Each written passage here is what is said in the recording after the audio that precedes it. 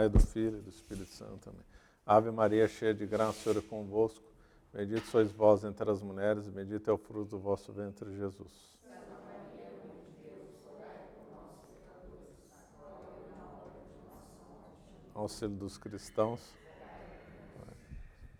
Boa noite a todos. Então, hoje nós vamos tratar sobre televisão, que para mim já é um assunto que já tem... Quando eu comecei a estudar já tem uns 8 anos ou mais. E aí em 2016 lancei um livro, né? Televisão Fast Food Envenenado para a Alma.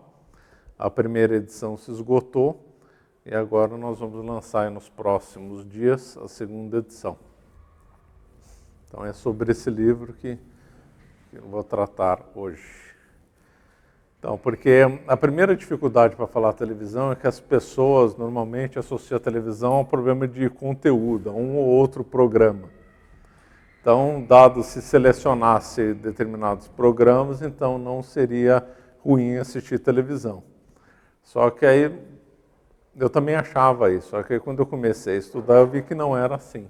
A televisão ela tem um formato, ou melhor, se preferir, uma forma específica, um jeito de ser, que independe de determinado programa, de determinada estação de televisão. Então, pouco importa qualquer lugar do mundo, Brasil, Austrália, Estados Unidos, ela tem um jeito de ser, e esse jeito de ser é nefasto para o ser humano, tanto do ponto de vista de corpo, como do ponto de vista de alma. Então, essa é a primeira dificuldade a ser enfrentada. Depois, se der tempo, nós podemos falar um pouco do streaming, né, que está na moda, e os problemas relacionados à internet. E também os autores, isso aqui não é uma descoberta minha, claro, mas os autores dizem exatamente nesse sentido. A televisão ela é um todo único, ela independe de um programa específico, né? O meio é nefasto e ponto final e acabou. A característica da programação da televisão, ela tem 11 características principais. Primeiro, a informação visual, claro, né, porque ela é conteúdo de imagem, depois nós vamos avançar que esse é o grande problema da televisão. Imediatismo, então ela busca normalmente uma informação contemporânea, e mesmo que ela remeta ao passado, sempre vai ter propaganda no meio do programa, então não vai deixar de ser contemporânea. Mesmo quando ela volta para o passado, o objetivo da televisão é o aqui e agora. Alcance, a televisão visa alcançar o maior número de pessoas. E se ela visa alcançar o maior número de pessoas, nunca ela vai ter um programa de alto nível intelectual, jamais. O que ela interessa é vender para os anunciantes e alcançar o maior número de pessoas, claro. E ela tem que ter técnicas de envolvimento para as pessoas ficarem fixadas na tela. Porque se não tiver determinadas técnicas, algumas muito de má fé, claro, né? Como as mensagens subliminares, também as pessoas vão deixar de ver. Depois, instantaneidade. A televisão costuma escravizar as pessoas para determinado horário, cada uma assistir aquele determinado programa. Então, um programa sempre tem um determinado horário para passar. Ela é a terceira, esqueci de falar, ela é a terceira atividade mais desenvolvida pelo homem, perde só pelo sono e pelo trabalho.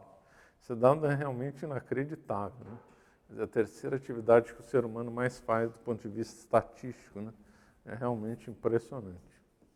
E agora as 4 características últimas são realmente as mais nefastas da televisão, que podem ou não ser encontradas no streaming e no YouTube, né?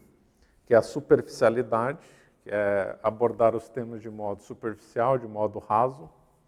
A fragmentação, que é apresentar trechos de informação. Então, a televisão ela não desenvolve um tema de cabo a rabo, com começo, meio e fim. Ela pega os temas picados, né? Fragmentados. Superficialidade parece ser claro. Essa fragmentação, para quem não tem muita familiaridade com o tema, parece não ser tão claro, mas ela é assim, ela fragmenta a informação. Qualquer coisa da televisão é fragmentada, mesmo se fosse um documentário de história, ele vai ser fragmentado. É impressionante a fragmentação que se faz. E fragmentar um tema, para quem está vendo, a pessoa não vai entender tão bem aquele tema. A fragmentação vai atrapalhar o processo de intelecção de um determinado assunto. O outro, claro, também a alma da televisão, né, a mudança rápida. Então não basta ser fragmentado, tem que estar sempre alguma coisa mudando muito rápido, ou a imagem, ou o som, ou o próprio texto. Então muda o close, vai um ângulo para cá, mas tudo muito rápido. Por que é feito isso, dessa mudança tão rápida na televisão? Para atrair a atenção da pessoa.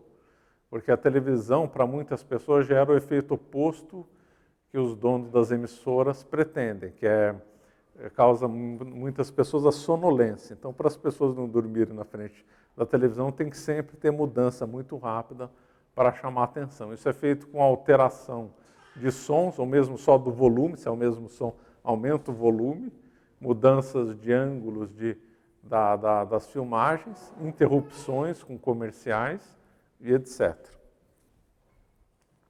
A 10ª característica, também nefasta, é a repetição, que a televisão ela sempre repete a mesma coisa. A televisão é um ouroboros tecnológico. Então, sempre é um ciclo vicioso, sempre é mais do mesmo, é sempre um tédio a televisão. E também aí no streaming, né, que agora as pessoas parecem estão fascinadas com o streaming agora de ver seriados, né, que antigamente se chamava os enlatados, né, são sempre o mesmo tema, sempre a jornada do herói, fica uma coisa muito repetitiva, só se troca os autores, um pouco do enredo, e é sempre a jornada do herói. A jornada do herói virou uma coisa que é explorada ad náusea, né, no streaming. Então a repetição também existe muito no streaming. Streaming é assistir por exemplo, mais famoso é o Netflix. Eu não tenho Netflix, né? Mas a pessoa então aluga o serviço de uma empresa chamada Netflix e ela vai ter acesso a seriados e programas instantaneamente. Não precisa baixar no computador, é assistido via computador, via celular, notebook ou PC. E aí a pessoa não precisa baixar o arquivo, o filme ou o seriado no próprio HD do computador. Ela pode assistir instantaneamente. Esse é o serviço de streaming. E por isso chama streaming. E aí esses serviços usam exatamente essas técnicas. Mas tem um que não usa. Bom, pode ser. Mas eles usam essas técnicas de televisão. Então as técnicas de televisão são empregadas no streaming, né? E a 11ª característica é o fluxo constante. Porque quando a pessoa vai assistir um filme, qualquer atividade, tem começo, meio e fim. Tem hora para começar e terminar. Televisão não tem horário para começar e terminar. A pessoa assiste televisão e não tem horário. Não é 1 hora, meia hora, 2, pode ser 2 horas, 3 horas, 4 horas. Tem países aí que a média de assistir televisão é 4 horas ou mais por dia. Então, quer dizer, não tem começo, meio e fim. É um todo totalmente lógico, né? Só por essas 11 características, daria para abandonar a televisão. Principalmente essas 4 últimas. A televisão, qual que é a natureza da televisão? A televisão tem som, imagem e o texto. O texto é a narrativa, a história que você quer contar. E aí já começa um monte de problema, porque como o ser humano, como nós somos muito mais atraídos pela imagem do que pelo texto. E a televisão, como ela é essencialmente focada nas imagens, vai ter uma inversão. Porque a história seria o principal, seria a substância. E o texto, e a imagem, o som seriam os acessórios, que teriam para servir o texto, servir uma narrativa, servir alguma história que se queira contar. Dado o poder das imagens na televisão, vai ser o contrário.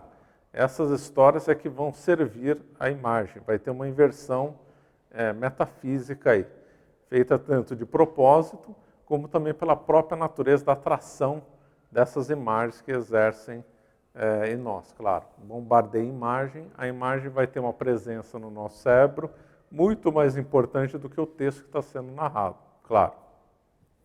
Isso aí, no cinema se utiliza essa técnica também fazendo cenas, né?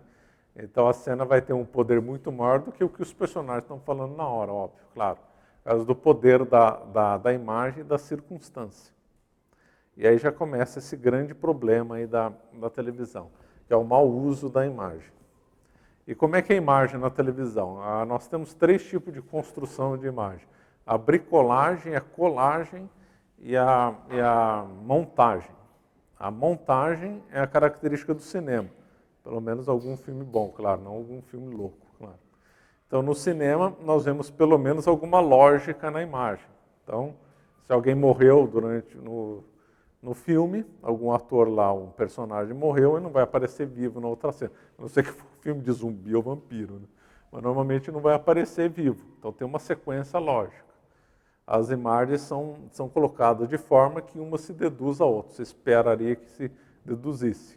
Agora na televisão não, as imagens são postas como colagem, ou seja, como aleatoriamente, já que um comercial não vai ter nada a ver com o que teve antes. E o próximo comercial não tem nada a ver com aquele que passou.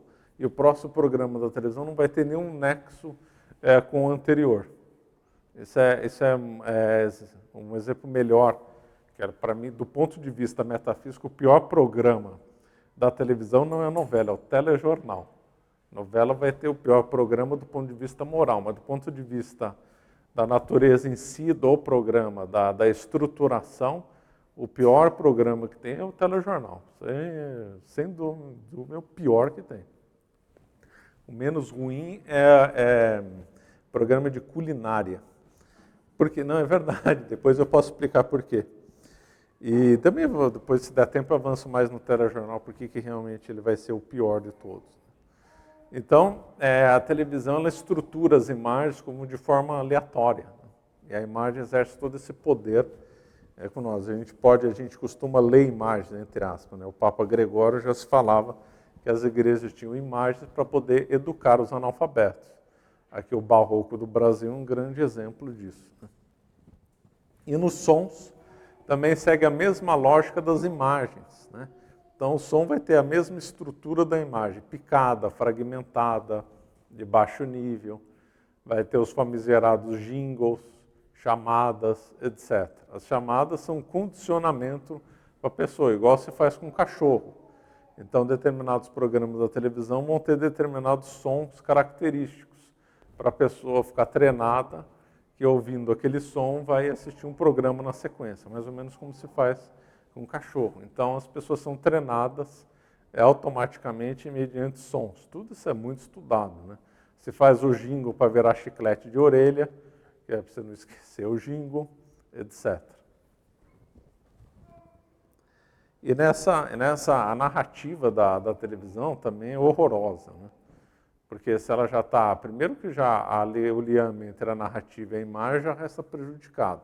Agora, a estrutura da narrativa é completamente invertida, né? Porque na teoria da comunicação nós temos sempre os elementos emissor, receptor, código, canal, mensagem e o referente. Eu não vou explorar muito esse tema, está mais desenvolvido no livro, não daria tempo de expor ponto a ponto, mas a televisão inverte completamente isso. Né? A televisão, como ela é autorreferenciada, na realidade ela fala para ela mesma. Né? Ela é uma incomunicação. Incomunicação é a expressão de um autor aqui que eu cito. E ela falar para ela mesma também não é conclusão minha, de outro autor. Então ela subverte completamente, porque ela diz que está conversando com o telespectador, só que ela não está conversando, ninguém consegue responder para a televisão. Ela se autorreferencia, ela é ao mesmo tempo emissor e ao mesmo tempo uma espécie de receptor. Ao mesmo tempo ela é a mensagem, ao mesmo tempo é o canal. Daí vem a expressão clássica do McLuhan, né, que o meio é a mensagem. Essa frase do McLuhan, que é um autor canadense estudioso da comunicação, ele também escreveu um livro sobre o trivium. Né? E ele comenta muito bem sobre o ambiente moderno, ligados à imagem e tal. Ele foi um crítico feroz da televisão, mas eu não lembro se ele recomendava o abandono total. Agora eu não sei. Poucos autores mesmo que criticam violentamente a televisão não recomendam o abandono total, que é extremamente suspeito. A pessoa compreende o erro e não é capaz de dizer, olha, abandone a televisão. Claro, a primeira coisa, agora eu estou falando da aula, a primeira coisa que eu deveria ter falado é abandone a televisão. E no final também, abandone a televisão, claro. Porque isso aqui é um lixo completo. E é impressionante como autores compreenderam bem a televisão, não recomendam o seu abandono, né? Uma curiosidade. Bom, e o McLuhan, que estudou bastante isso, é um autor bem inteligente, Ele também tem uma análise sobre a imprensa, também muito bem feita, mas não vem ao caso agora. E na televisão, o meio realmente é a mensagem, acabou. É uma subversão completa. O meio é a mensagem. Aquela televisão que se liga é a própria mensagem que está sendo falada. Pouco importa quem está falando o que lá. Perfeito.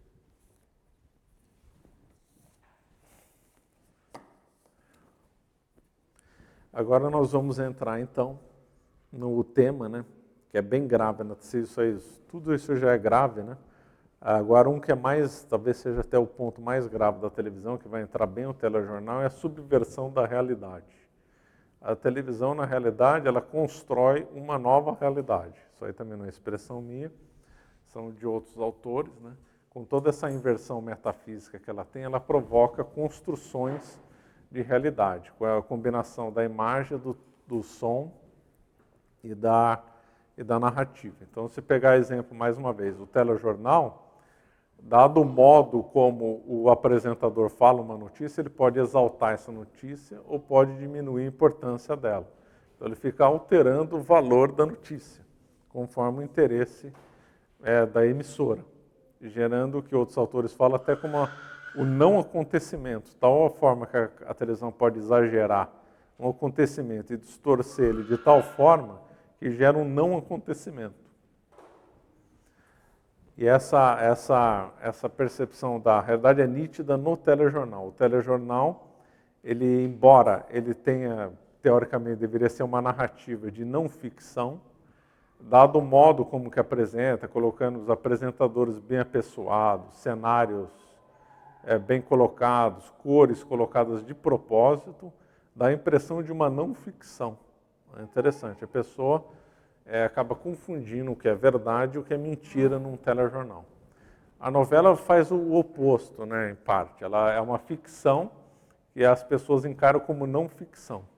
Aí tem a combinação novela e telejornal, que é usada em muitas emissoras juntos, uma seguida da outra, é feito de propósito, que um se completa. A novela tende a uma ficção transformada em não ficção, e o telejornal é uma não ficção transformada em ficção. Então, do ponto de vista metafísico, o telejornal é o pior deles, porque ele vai distorcer a verdade. Esse modo de distorção, na verdade, não é só o apresentador contar uma mentira, não é nesse sentido que eu estou falando. É o sentido da construção, como é apresentado, ele já distorceu a realidade. Nessa sequência de distorções, tem o abuso dos closes, né, que é a aproximação da câmera em relação a uma pessoa, que é feita também de propósito, para quem está assistindo, ter um contato mais familiar com o apresentador. Então, cria uma coisa artificial, a pessoa se sente familiar com o apresentador. Ele nunca viu o apresentador na vida e, com o tempo, ele se sente familiar com ele, a ponto de é muito comum na rua a pessoa encontrar os artistas e cumprimentar como se o artista conhecesse ele. Isso é muito comum de acontecer, porque a televisão provoca essa falsa familiaridade. E por que o programa de culinária ele é o menos ruim? Porque o programa de culinária necessariamente ele tem um liame com a realidade, né? Não dá para o apresentador lá bolar misturas inexistentes que não vai dar certo. E também a pessoa tende a fazer a receita fora do ambiente da televisão, pelo menos uma parte. Então, do ponto de vista metafísico, o programa culinário é o menos ruim deles. É lógico que vai ter os comerciais, vai ter as frases idiotas do apresentador, vai ter todas as técnicas de mudança de imagem e de som, mas do ponto de vista da mudança da realidade, ele é o menos ruim. Eu vou pegar um trecho aqui do jornalismo, só para ficar um pouco mais claro o que eu falei.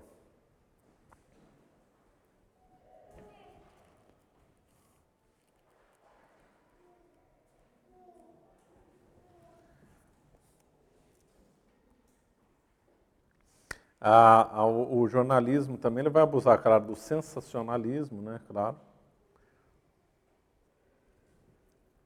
Um autor também, o Arbex, cunhou um termo muito bom para o jornalismo, que é o chornalismo. Mistura de show com jornalismo, que é exatamente isso. Então, segundo Butch, que é outro estudioso também, o noticiário da atualidade constrói pequenas novelas diárias ou semanais cujos protagonistas são tipos da vida real, absorvidos por uma narrativa que funciona como se fosse ficção.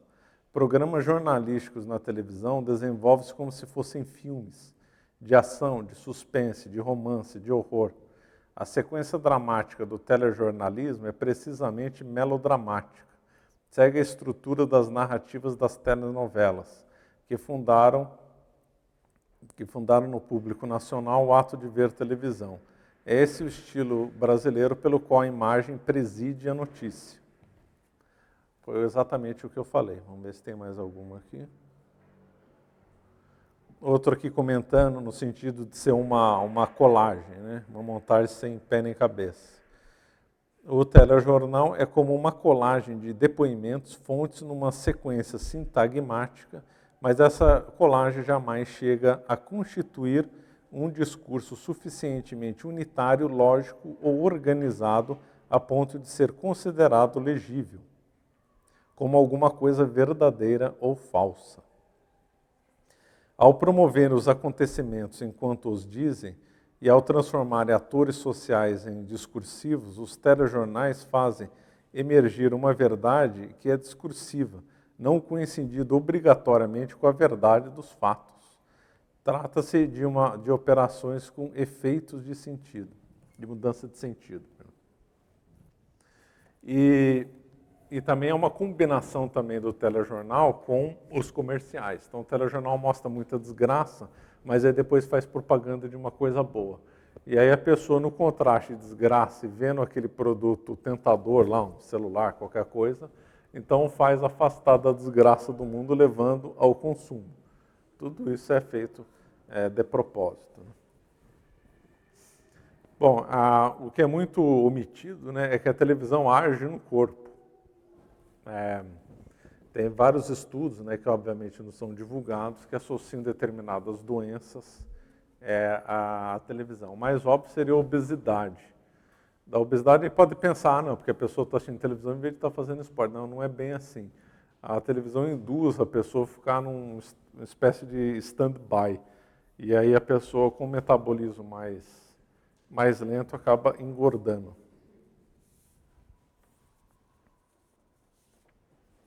No próprio trabalho intelectual, a televisão vai atrapalhar muito o desenvolvimento intelectual. Acho que está parecendo ficar óbvio tudo isso. Muita gente pode pensar, porque está tomando o tempo que eu poderia, em vez de estar assistindo televisão, e poderia estar lendo um livro. Não, não é um problema de tomar tempo. É um problema que a televisão vai acabar prejudicando nossa forma de raciocinar, claro. O ser humano ela tem uma forma de raciocinar baseada no silogismo, premissa maior, premissa menor, conclusão. A televisão não vai operar dessa forma, ela vai atacar a nossa intelecção, ou seja, em outras palavras, ela vai nos emburrecer, isso é claro. Tinha até umas músicas ruins antigamente, alguns atores falavam, televisão me emburreceu, eu vi uns bordões nesse sentido. Esse bordão é verdadeiro, claro.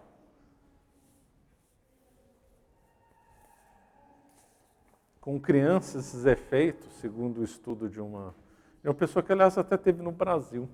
E, infelizmente, eu não acabei não deu para assistir a palestra dela. Diz que em crianças esses efeitos se prolongam por muito tempo, ou talvez sejam até irreversíveis. E aí nós entramos num outro tema que é muito ligado à televisão, que é a propaganda e a publicidade. Né? Normalmente se distingue propaganda de publicidade. Publicidade seria os comerciais. O antigo que no tempo da minha avó falava reclame, né? Reclames. Que são vender um programa, vender um produto, perdão. Então, vender um carro, vender um celular. Esses aí seriam os comerciais e a publicidade. Propaganda seria uma veiculação ideológica, vender uma ideia.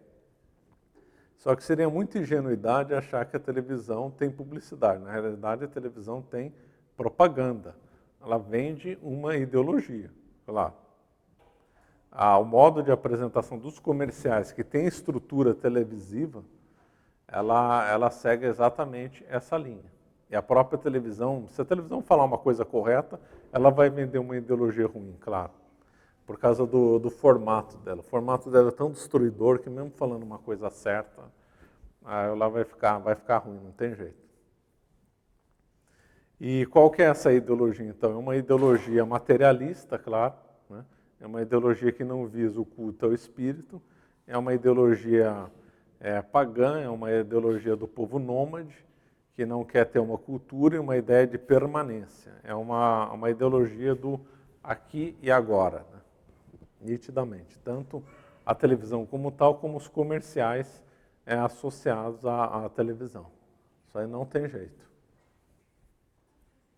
E o interessante é que nós, quem assiste televisão, né, nós não assistimos mais, mas quem assiste televisão e vê um comercial, não recebe por ter visto aquele comercial, quem recebe é a televisão. Né? Então, quer dizer, nós temos uma inversão. A televisão vende uma audiência para uma outra empresa. E aquela pessoa que perdeu tempo não recebe nada por isso. Na realidade, a propaganda é uma coisa de má fé, né? Publicidade. Que eu estou despendendo meu tempo, deveria ser pago para mim, não para a televisão. A televisão arrecada uma audiência e vende para terceiros.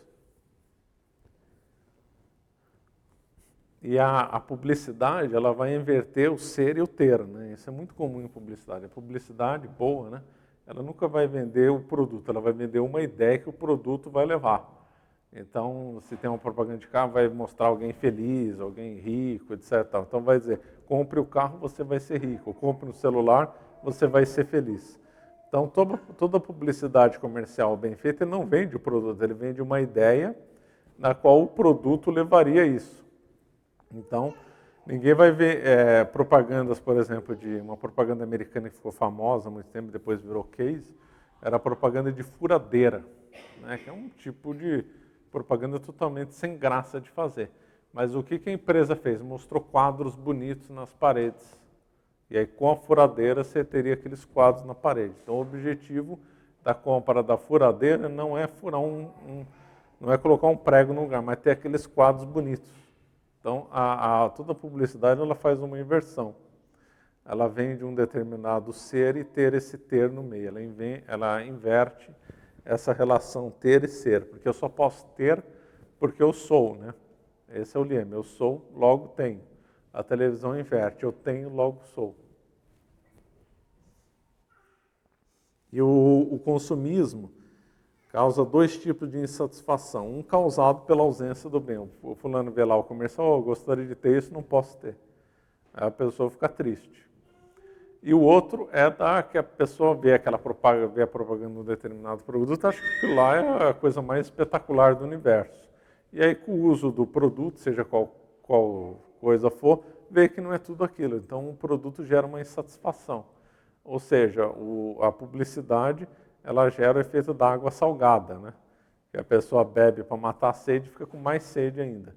Então, o consumismo ele é autoalimentado pela própria deficiência do produto.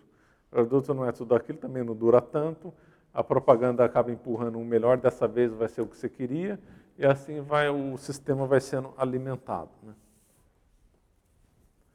Fora que a propaganda ela usa as técnicas do Goebbels. Né? O pessoal sempre critica o nazismo com razão, claro, mas o Goebbels desenvolveu os princípios da publicidade moderna. Né? E propaganda política usa muito, televisão usa demais as técnicas do Goebbels. Né? Infelizmente aqui eu acabei não anotando, mas no livro está as 11 técnicas lá do Goebbels. Repetições, né? A teoria do inimigo único, teoria do contágio, tudo isso é muito usado.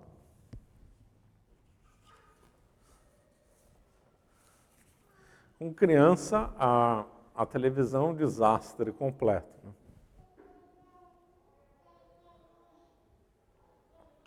Além dos malefícios físicos e danos à inteligência, também rouba um pouco a infância das crianças. Né? As crianças que poderiam estar tendo alguma atividade lúdica vão encontrar essa forma de brincar na televisão, que é uma coisa completamente artificial. Né?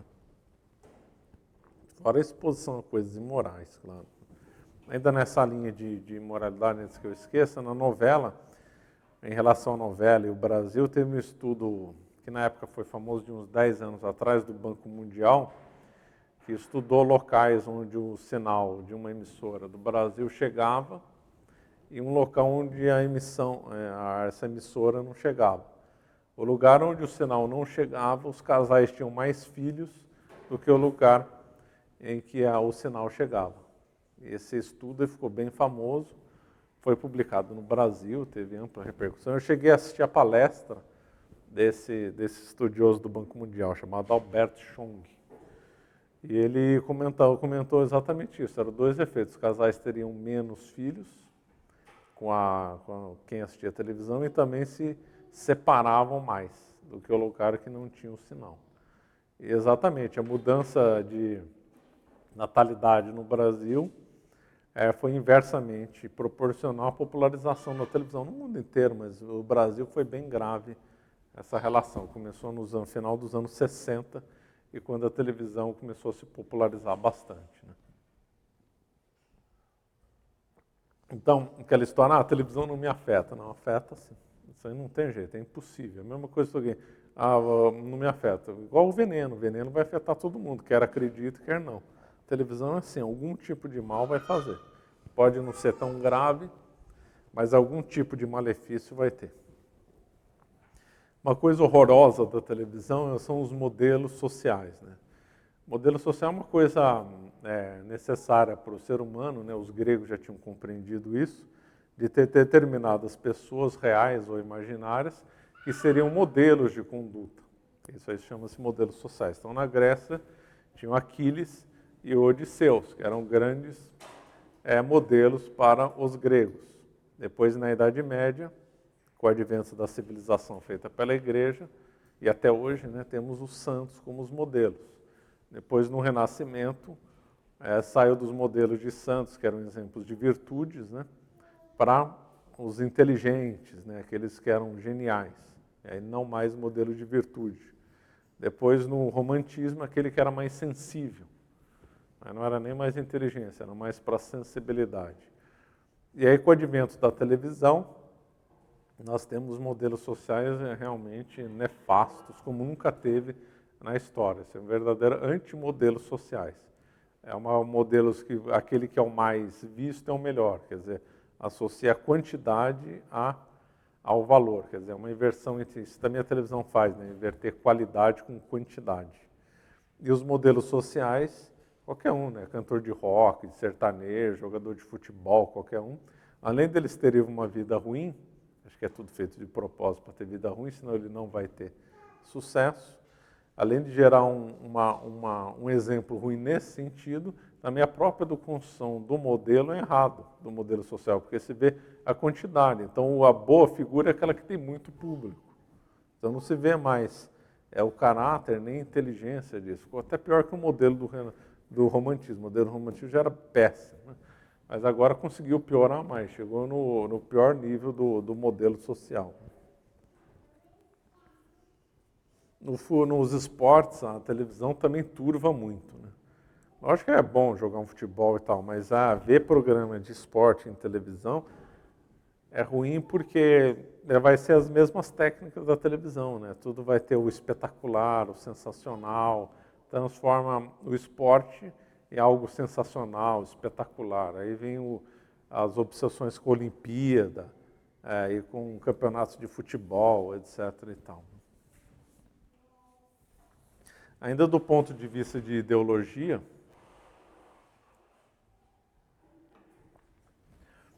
a televisão ela tem uma mentalidade fascista, né, nitidamente fascista, né, do mundo do aqui e agora, do fugaz, né, do mundo da estatística. Aliás, outra coisa que a televisão adora é uma estatística, justamente para mentir. Tem um livro muito bom, o tal de Huff, H-U-F-F, Como Mentir com Estatística. Excelente livro. Ele mostra, então, como, desde a década de 50 nos Estados Unidos, a estatística é usada para mentir para as pessoas, apresentando supostamente alguma verdade. Então, se apresenta estatísticas verdadeiras, mas como a estatística mais esconde do que mostra, a pessoa acaba acreditando numa mentira. E esse livro é muito bom porque conta exatamente isso. Então pega dados verdadeiros, a forma como eles apresentados leva ao engano e ao engodo. Exemplo, por exemplo, vamos supor que uma cidade queira fazer propaganda que a temperatura dela é muito agradável para se viver. E ela vende lá uma propaganda dizendo que a média da temperatura no ano é 20 graus. Opa, uma cidade agradável, né? É 20 graus. A média dela é 20 graus. Não mentiu, a média é realmente 20 graus. Só que, se a gente for examinar, esse é um caso hipotético, faz 40 graus e 0 grau. Metade do ano 40 graus, metade do ano 0 grau. Vai ser um lugar muito ruim de morar. No entanto, a estatística está certa, é 20 graus. Né? Não mentiu. Só que a estatística mais escondeu do que mostrou. 20 graus é a média, é verdade. Só que não revelou como é que foi feito. 40 graus e outro lado do campo zero. E é direto, isso é impressionante. Se mete descaradamente os falando verdade. Por que a televisão é fascista? A televisão é fascista porque ela se diz democrática, né? A razão é simples, nós não podemos interagir na televisão, nós não podemos perguntar para os apresentadores, nós não podemos contestar, nós não podemos fazer os nossos programas, nós estamos só recebendo ordens e comandos. Então, claro que ela é fascista. Outro dado que ela é fascista é que são 6 grandes grupos no mundo inteiro que comandam as redes de televisão. Então, não tem democracia. Lá é ridículo dizer de democracia. Né? E agora a televisão, mais ainda, né, incorporou ainda mais ideologias nefastas, o que se diz aí de marxismo cultural, com várias técnicas de linguagem para perverter as pessoas, né? Então está cada vez mais grave. E a televisão é um instrumento anticultural, né? Porque a cultura é justamente um conjunto de valores, morais, tradições, que se quer perpetuar ao longo do tempo. É uma coisa que vai passar de pai para filho, em palavras aí de um pensador, é o passado que não passa. Ou melhor, o passado bom que não passa. Então, e a televisão ela odeia o conceito de tradição, ele é o oposto da tradição, porque ela não perpetua o bem, ela é do aqui e agora, conforme eu falei, e ela só desenvolve noções materialistas e imorais. Hugo de São Vítor tem um comentário aqui muito bom que se aplica à televisão. Aquele que diante de uma multidão de livros não guarda o modo e a ordem da leitura, é como que andando em círculos no meio de uma densa floresta, perde-se do reto caminho. É de pessoas assim que a Sagrada Escritura diz que estão sempre aprendendo, mas nunca chegam ao conhecimento da verdade. Essa frase aqui é esplêndida. Né? Isso é que ele falou com um livro, né? E é verdade com o livro. Né? Tem muita gente que tem a gula de ler, né? E lê e não chega a conhecimento. Por quê? Porque não está ordenado. É necessário fazer uma hierarquização no estudo e também uma finalidade para o estudo. Então, o que ele falou do ponto de vista de livros, perfeito. Agora, aplicando isso, trocando de livro para televisão, para imagem, fica melhor ainda. Né? Parece que o Hugo de São Vítor viu como é que é ser a televisão. A pessoa acha que a televisão vai aprender o que está acontecendo no mundo, vai assistir um programa de documentário histórico, depois vai ver um programa lá não sei do que de economia, e acha que vai compreender, não vai compreender nada.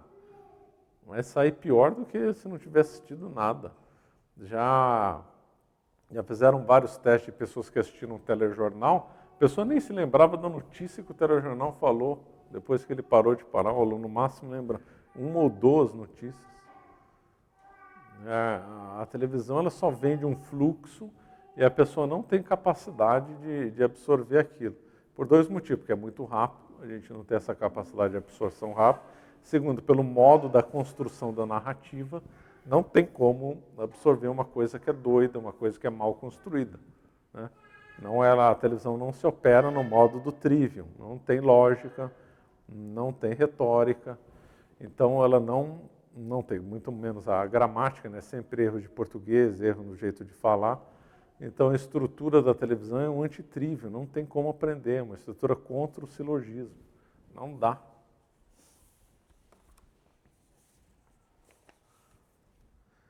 Então, com isso, a televisão ela fere o bem comum, né? Ela também é igualitária, porque justamente ao ela vender como ela quer atingir o maior número de pessoas, ela tem que fazer programas sempre rasos. Então, ela tende a sempre nivelar por baixo, impor um igualitarismo bem tosco. Vamos ver agora as notas nefastas da televisão. São 15 notas aqui que eu anotei nefastas. Construção de um mundo próprio e deturpação da realidade. Vamos, já tinham falado, mas tudo isso aqui está mais desenvolvido no livro. Tá? Indução ao materialismo, principalmente na publicidade. Fomento à violência por causa dos programas sempre com violência. Por que a televisão não tem muita violência? Para a pessoa ficar vidrada na televisão, para ter muita ação. Porque se for uma coisa mais parada, as pessoas dormem e vão fazer outra coisa. Engenharia social visando a destruição da família, especialmente nas novelas. Malefício à saúde, em especial na obesidade. Aquelas coisas de déficit de atenção, até autismo, são relacionadas à televisão também. Atividade anti-intelectual, oposta ao bom raciocínio e ao trivium. Incitação à concupiscência da carne e dos olhos, nem tinha comentado, mas dadas as imoralidades que tem na televisão, parece uma coisa totalmente óbvia. Né? Estímulo à vaidade e culto ao corpo, que é interessante, né?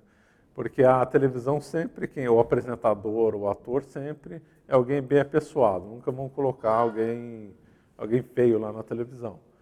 Então a televisão, ela na prática, ela é eugenista, claro. Ninguém vê imperfeito, na televisão todo mundo é perfeito, todo mundo sorri, todo mundo tem todos os dentes, é tudo uma maravilha na televisão. Ela tem um mundo lá, ideal eugenista. E ela vende, então, o corpo perfeito, dentro de ser, etc., o comportamento e tal. Porém, a pessoa que assiste a televisão, se ela ficar muito tempo, ela não vai ganhar um corpo perfeito, ela vai ganhar obesidade. Então, ela faz uma inversão. Né? O modelo que ela apresenta, ela não entrega para quem assiste. Música ruim, claro. Né? Tanto nos jingles e nas músicas de chicletes de orelha, conforme eu falei, como pegar, estimular rock, etc. Aliás, uma das coisas mais delirantes da televisão, que a televisão popularizou, é o videoclipe, né? Que é pegar uma música de rock e colocar imagens em sequência. É de uma coisa completamente sem pé nem cabeça. Criação de uma sociedade de massas oposta ao conceito de povo, que é no conceito de Pio XII. Né? Pio XII, então, separou, se são célebres de Pio XII, separar entre povo e massa. Povo é um conjunto de pessoas que sabe pensar, é movida por princípios. Massa não, é um povo manobrado, e aí basta ter alguém com poder que vai controlar esse povo. A televisão transforma o povo em massa, claro. Toma o tempo das pessoas, rouba a infância e a inocência das crianças, exagera a virtude dos esportes, obstáculo ao progresso espiritual, insatisfação e aí antimetafísica. Eu vou ler aqui um trecho do videoclipe, que é uma coisa aqui completamente delirante.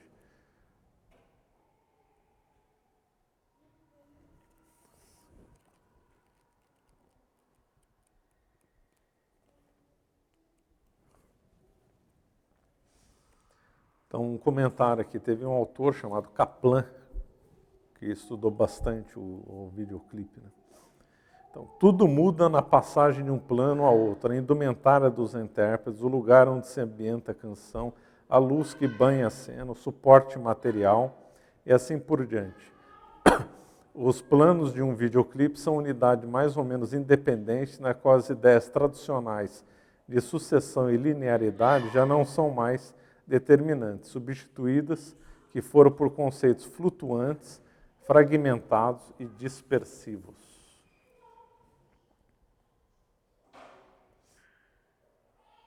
O videoclipe demonstra o desejo por uma estética galgada no êxtase da superficialidade, remontando a uma espécie de cultura do escombro, da ruína e do desperdício, propondo, portanto, como já advertiu Omar Calabrese, também outro grande estudioso da televisão, um prazer através da série, da repetição, do gozo do mesmo. É sempre o mais do mesmo. E assim também vai, o que vale para o videoclipe vale para outros também. E aí nós vemos o tanto de os programas são totalmente ridículos. Outro ridículo é o talk show, né? Que é o programa de entrevista, que é uma coisa completamente delirante. Por quê? Porque na realidade o entrevistador ele não quer entrevistar a pessoa que ele convidou. Ele está se auto-entrevistando, é autorreferenciado. Ele está lá para aparecer. O entrevistado é só um meio para ele aparecer mais e para ele mostrar o tanto que ele é bom, o tanto que ele é sábio. O talk show realmente é uma coisa assustadora também. Deixa eu comentar também um pouco aqui do talk show. E o talk show seduz as pessoas, impressionantes, as pessoas adoram assistir esse talk show. Não sei se percebe ou não dessa autorreferencialidade do entrevistador, que é uma coisa aqui horrorosa, né? Aqui, ó, segundo um autor aqui, é Marcondes Filho, também outra grande referência. A regra é o apresentador responder a pergunta que ele mesmo fez. Claro, é assim que funciona. Pois sabe melhor do que o entrevistado onde ele quer chegar. É tudo preparado, é tudo arrumado. Ou com a participação do entrevistado, que entra nesse jogo sujo, ou arapuca, né? Pega lá um fulano que não sabia que ia ser manipulado e o entrevistador manipula ele. Claro. E continua, a televisão é dona da palavra, tanto na exibição de filmes como nos programas de auditório. Nas pseudo-entrevistas há um monólogo, porque não se considera aquilo que o espectador o entrevistado fala. Tudo pode ser bloqueado com as expressões, nosso tempo é escasso, estamos em cima da hora. Claro, aí quando o entrevistador não está gostando do rumo, agora tem que chamar os comerciais. Então é o show, ele, o apresentador, é o mais importante que tudo. Mostrar sua versatilidade, o seu controle sobre o show, constitui duas grandes estratégias para o objetivo de construir como showman.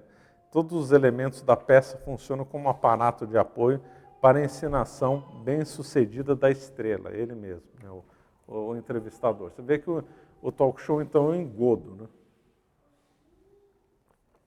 Em relação aos seriados, que hoje em dia estão um verdadeiro vício, né? Tanto de gente que assiste Netflix e outros streams. Só conheço Netflix acho que é o mais famoso, né?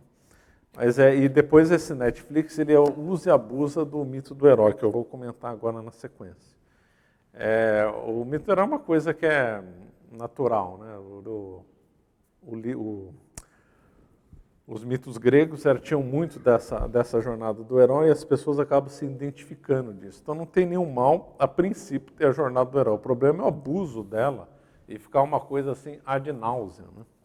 Se a gente pegar o esquema, que depois foi popularizado por Christopher Vogler, que fez um memorando, ele fez um memorando com determinadas estruturas para ser copiado em todos os filmes de ação de um determinado estúdio. Então, um estúdio de cinema contratou ele, não sei se ou ele vendeu o trabalho para esse estúdio, e aí todos os filmes tinham que ter essa sequência. Aí o pessoal viu que estava vendendo e todo mundo pegou a estrutura do Christopher Vogler, né? Que é a jornada do herói, que são os 12 estágios, que é o mundo comum. Então, o herói, ele antes da história começar, ele está num mundo comum.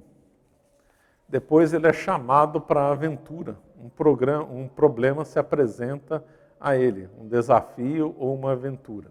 Ponto 2. Ponto 3. A reticência do herói ou recusa do chamado.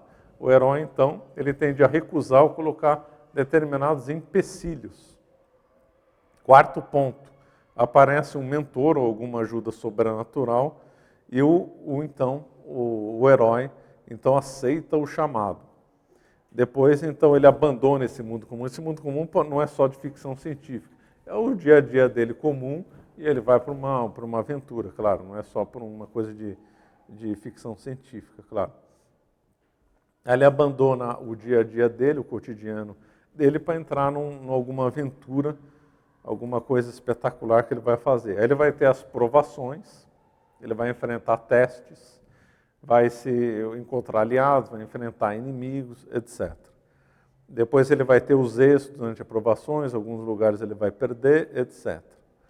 Aí vai ter o clímax, que é o ponto 8, que é a maior crise da aventura, onde ele vai viver ou morrer.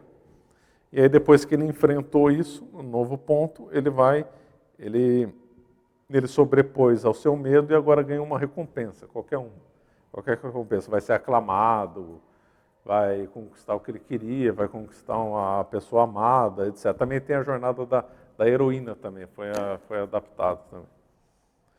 Depois ele faz o caminho de volta, então é um círculo, né, é o Ouroboros. Então, aí ele faz o caminho de volta. Sempre tem que ter, a televisão é circular, né, não adianta.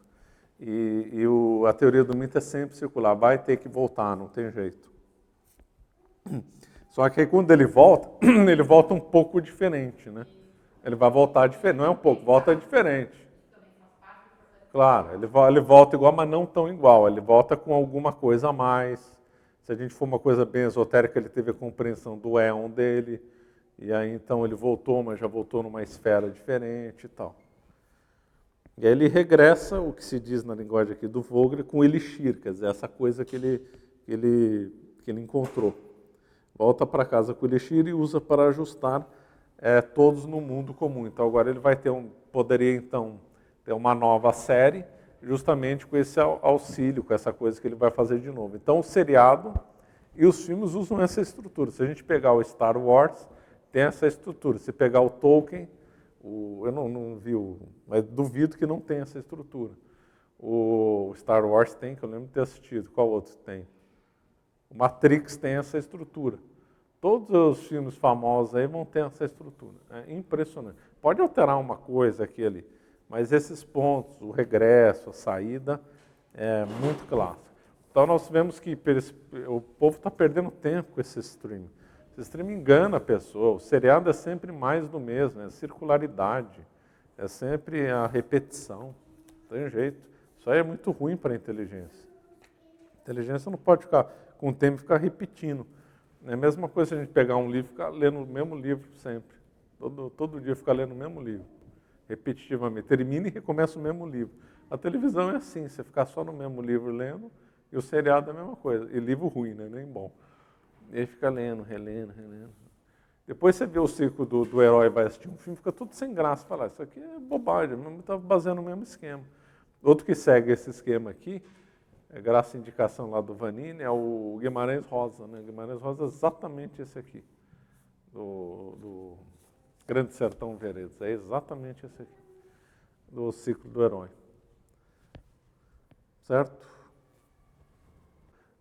E o YouTube, como é que entra nisso daí? Então, a internet ela é muito mais complexa que a televisão. Ela tem pontos melhores e pontos piores. Né? Ponto pior. Se a pessoa tiver uma mentalidade de televisão, ela vai usar o YouTube como uma televisão, às vezes, piorada, com mais fragmentação e mais mudança. Né? Porque aí, então, ela vai ter o próprio controle de piorar uma televisão. Por outro lado, o YouTube tem interação. Né? A pessoa pode interagir, pode fazer vídeos, pode fazer perguntas. Então, há uma interação com o YouTube e outras coisas de redes sociais que, então, não deixam ser tão ruim como a televisão. Então, o certo é fazer bom uso do YouTube sem usar as características nefastas da televisão. Né? Por exemplo, essa palestra aqui. Qual que é a diferença dessa palestra que eu estou dando qualquer uma para a televisão? Aqui não vai ter mudança rápida, não teve cortes rápidos, não vai ter abuso de imagem. Vamos supor que na edição, o Ângelo lá na edição coloca um monte de imagem aqui, um monte de som, vai destruir a palestra. Aí não tem jeito. Se o Ângelo começar a colocar sons aleatórios, abusar de imagem, começar a cortar a hora que eu falo, inserir propaganda no meio, vai destruir completamente a palestra. Não tem a menor dúvida. Pode ser o melhor tema, o melhor professor do mundo, se picar, usar a técnica de edição da televisão, vai destruir tudo. Porque a imagem numa palestra, ela tem que servir o que foi dito, e não o contrário. Então não pode ter abuso do som, não pode ter abuso da imagem. A palestra, que pelo menos espero que tenha tido um começo, meio e fim. Então as boas palestras, elas têm uma duração muito maior do que um programa, né? O programa é todo picado, de 1 hora, 1 hora e meia, meia hora, o que for. Então ela tem uma estrutura. A narrativa de uma aula gravada é muito diferente da narrativa da televisão. Então o YouTube, então, ele tem as duas facetas. Pode ser uma televisão piorada ou pode ser um bom uso. A pessoa que vai decidir como que ela vai fazer. E como é que ela sabe? Só evitar a superficialidade, a fragmentação, a mudança rápida e o fluxo contínuo. Tem que, então, selecionar canais que não usam da estrutura picada da televisão. Infelizmente, está cheio de canais que usam. Né? Mas muitos não, né? Não só o nosso, mas muitos aí que fazem bom trabalho de divulgação e não picam muito as coisas. Né? Então, agora, voltando à pergunta da Milane, então, por que as pessoas são atraídas? São atraídas por como é que ele chama o autor? Né? Ele deu um branco. Ele fala assim, as pessoas são atraídas pelo grotesco. Quando coloca sangue, violência e sexo na televisão, as pessoas são atraídas. É impressionante. A pessoa é atraída pela sujeira, pelo baixo nível, pela briga, e tudo isso é explorado. Infelizmente é assim. É da nossa natureza decaída. Essa televisão, ela tem ao mesmo tempo, ela é causa e efeito. Né? Então, uma sociedade sadia não assistiria a televisão. Então, a sociedade está corrompida, vai assistir televisão. E a televisão ajuda a corromper mais, gerando um ciclo vicioso. Então, a sociedade se corrompe, assiste televisão, a televisão vai corromper cada vez mais e vai pedir cada vez mais sujeira. Então, por exemplo, o tipo de programa mais abjeto que tem atualmente é o Big Brother, né? Que, aliás, é bem comentado por uns autores aí que criticam violentamente. Então, o Big Brother acho que não teria sucesso há 40 anos atrás, quando surgiu a televisão. A sociedade não estava tão corrompida a ponto de receber, acho que não receberia bem o Big Brother em 1970, por exemplo. Agora ela já está preparada porque ela se corrompeu mais. Depois do Big Brother vai vir coisa pior? Vai vir coisa pior, claro. A tendência é sempre piorando. A sociedade piora um pouco, vem coisa pior, assim vai indo mais. Então, infelizmente, é assim. Bom, eu vou ler aqui um trecho só do Big Brother, já que foi citado. Segundo, então, um autor, assolado pela angústia frente à perda de contato com sua própria subjetividade. Não, aqui não está bom. Aqui, bem o ponto lá que nós comentamos. Como disse Novaes, somos atraídos pelo fútil, pela curiosidade ávida de sensacionalismo e pela excitação banal, deixando de lado nossa potência de pensar e agir. O reality show nos proporciona tudo isso, adormecendo nossa capacidade crítica, já tão abalada. Segundo Baudrillard, o Big Brother é o espelho e o desastre de uma sociedade presa que se curva diante da sua própria banalidade. É uma farsa integral, é mesmo uma farsa, né? Uma imagem reflexa da sua própria realidade, ou seja, de uma sociedade corrompida. Para o autor, a audiência é grande graças à debilidade e nulidade do espetáculo. Ou as pessoas assistem porque ali se reconhecem, ou assistem para sentir menos idiota que os protagonistas. Só que é um comentário bem inteligente, né? Então a pessoa então estimula o ego. Olha, eu não sou tão idiota como eles, sou muito mais inteligente que eles, né? A pessoa se exalta, que fica numa vaidade extrema, muito bem analisado aqui, né? Consumimos a exposição de pessoas que, ávidas por exibir e se ganharem fama, ainda que fugaz, submete-se à superexposição, um narcisismo ridículo e explícito que provoca o aparecimento de relações imaturas e antinaturais, permeadas pela escotomização e pela negação de experiências mais profundas, né? Então, você vê, os autores sabem analisar muito bem. Infelizmente, falta um ataque mais direcionado à televisão. E um ataque é esse: desligar a televisão e não ficar assistindo nunca mais na vida. Certo? Tá bom, então vamos encerrar. Pai, do Filho e do Espírito Santo também. Ave Maria, cheia de graça, o Senhor é convosco. Bendito sois vós entre as mulheres, bendito é o fruto do vosso ventre, Jesus. Santa Maria, Mãe de Deus, rogai por nós, pecadores, agora e na hora de nossa morte. Auxílio dos cristãos. Pai.